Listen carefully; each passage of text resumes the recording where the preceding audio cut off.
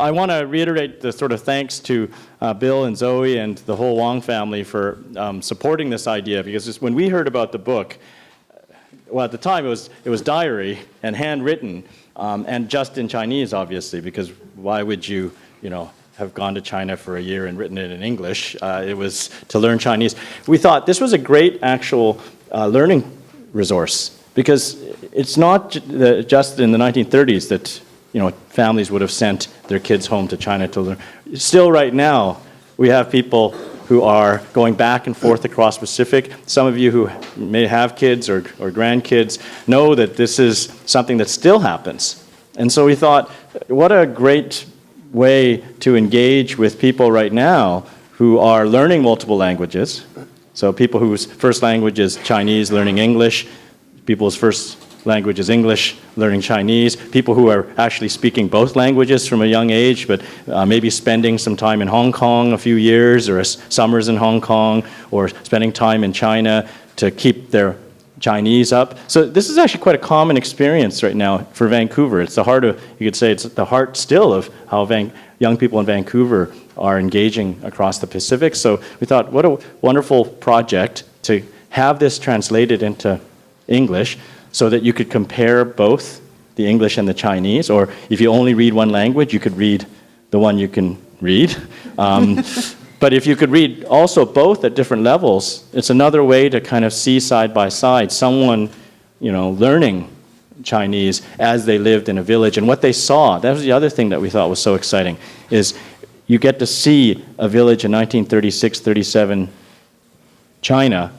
And what better way for, say, a 12-year-old or a 15-year-old to see that than through the eyes of a 15-year-old, seeing it for the first time. So in all these kinds of ways, we thought it shouldn't be sitting in a drawer somewhere. It really should be published. And we have to give all credit to Bill and Zoe and Joanne Poon, who spent hours and hours over the last few years just talking about each section, and I'm sure most of the things Bill had no recollection of. I can't even remember what I did last week, so I'm not sure that, to force him to, hey, remember 80-odd years ago, and you were walking down this street, what was it like, So clearly this was a labor of love as well as of recall and of memory. And so we're really proud to have been involved in this. We want to thank, Denise Fong over there, who oversaw the project, Jennifer Yip, who couldn't be here with us, but she did a lot of the editing and the copy editing, Jeremy Kwok, who did the book design, and again, Joanne Poon for putting so much time and effort and labor and just a labor of love to do this. So we're really proud to have been involved. For those who haven't had a chance to look at the book, it's beautifully designed and laid out. We're also going to be creating, eventually, now that the book's done, some online resources, as well as... first line there. Friday, September the 25th, 1936, don't forget. Yeah. Bill and Jack woke up at 3 a.m. to copy letters to send to Vancouver.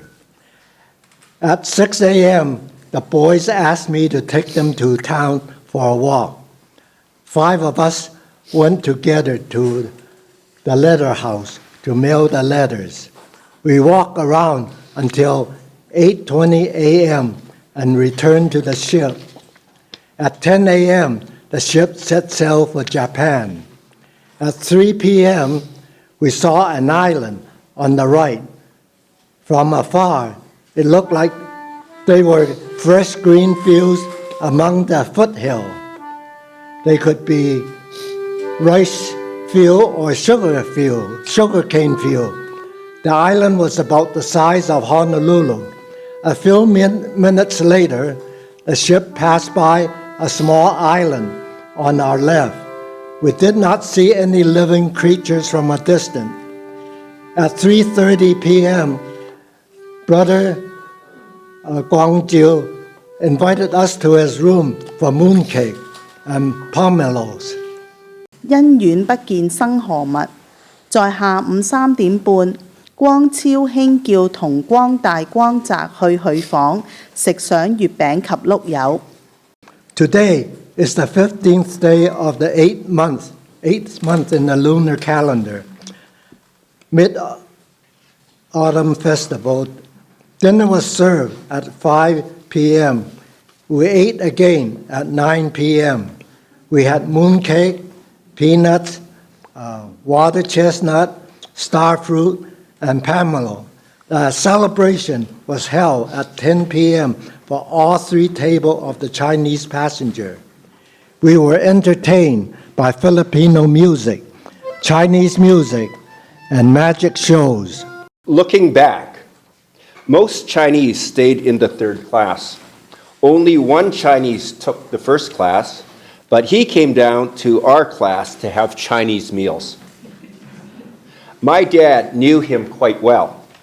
He autographed the cover of my diary. Wednesday, November 25th. Yeah. At 7:30 a.m., we took two stools and went to school together. There was only one room in the school for some 20 students. The teacher's name was Ma Siu. He was about 60 years old. The lesson finished at 10 a.m. and we went home for lunch. After lunch, we went to school again. We came home at 3 p.m. Then we rented 3 bicycles to ride at Donggaoqiang with Gao Ying and others. We rode for an hour. Father ordered 600 Chinese brushes from Gamlo for the Zhonghua Yakfang Company in Vancouver. He went to the bank to exchange money in order to pay. Later, Father came home with sui gan for supper. On the way, they bought 6 bottles of milk. Jack did not feel well after supper. Looking back, we took our own stools to school. There was a desk for 2 students to use side by side. Jack and I sat together and shared the desk. The Zhonghua Company was at the corner of Pender and Gore Streets. The owner is Uncle Wing. He lived to about 104 years old. He sold newspapers, medicine, Chinese brushes, because there was a Chinese school upstairs.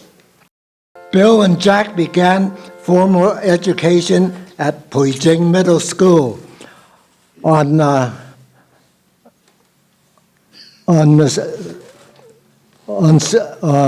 February 8, 1937. Yeah, 37. They attend Class A in the Overseas Chinese Division. On the first day, they met the teacher and principal. In their class, they saw their friend, Kenny Lim, who also came from Vancouver. Here is the first day in Puijing. And may I add, Kenny Lim is one of the Lim brothers at the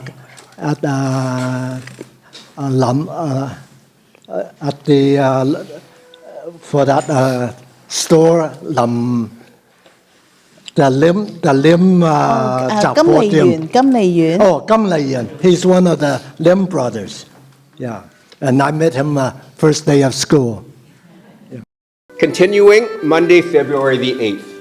First day of school. Opening ceremony of the school term. Winter break is over. We had breakfast and then went to school. A teacher led us to Class A at the Overseas Chinese Division.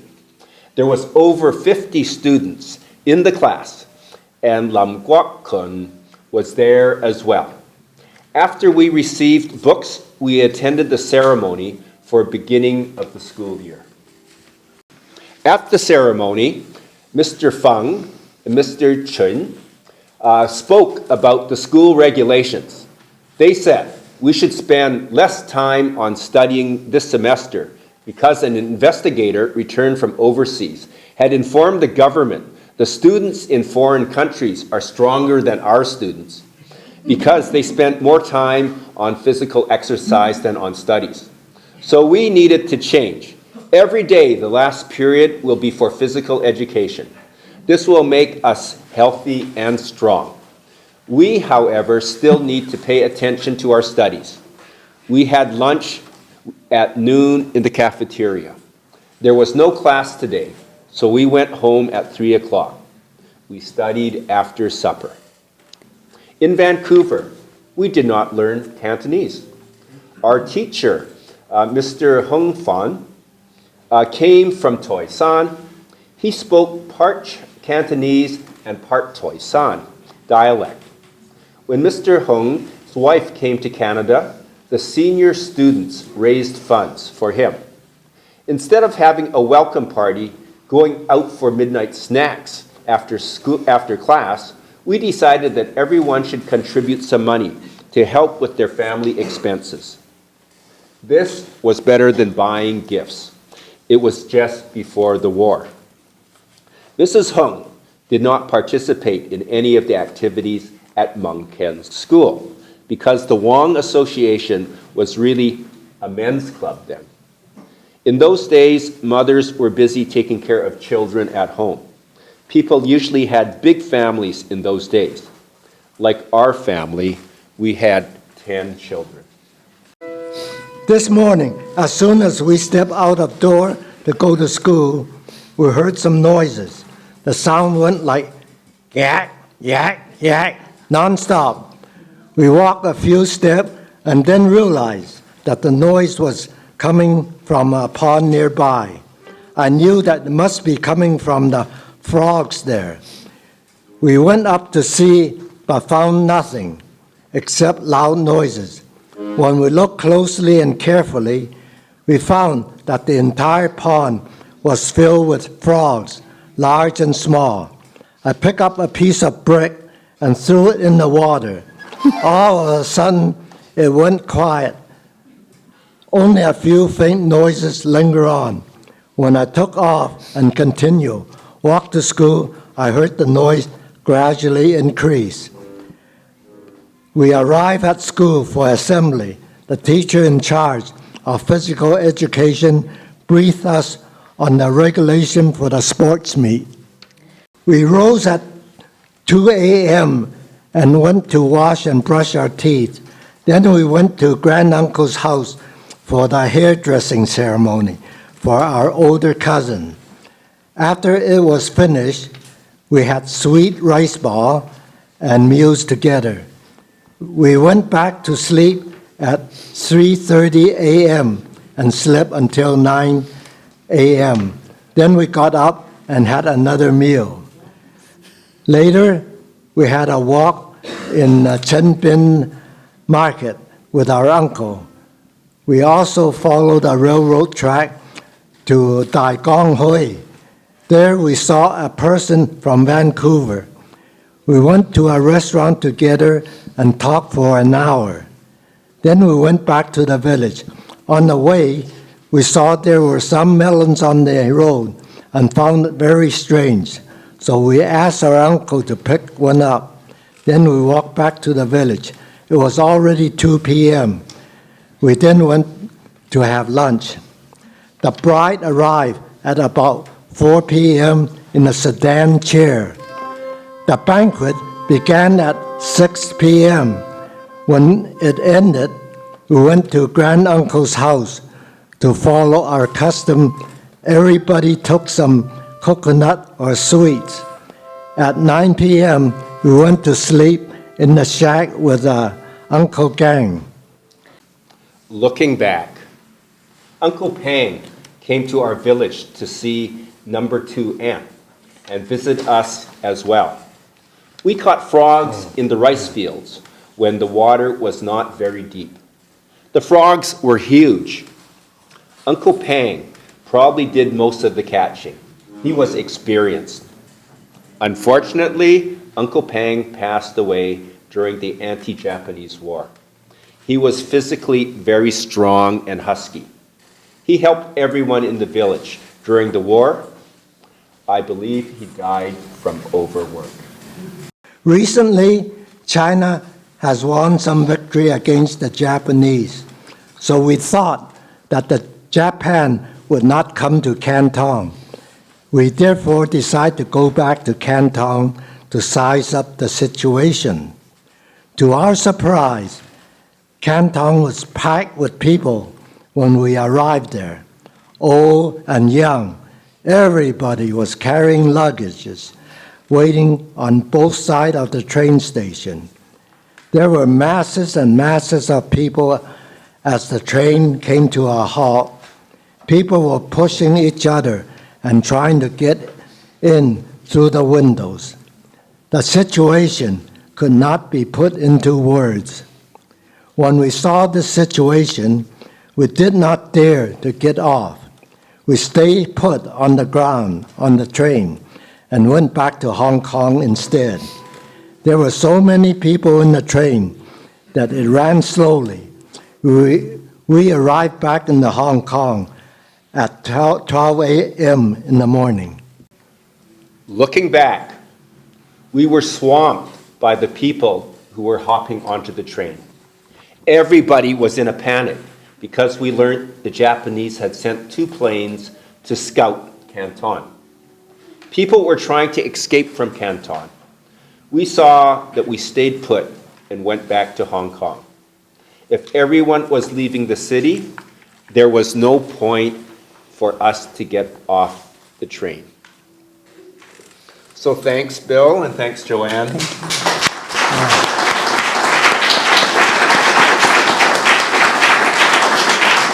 And maybe I add, thanks for all you people coming here.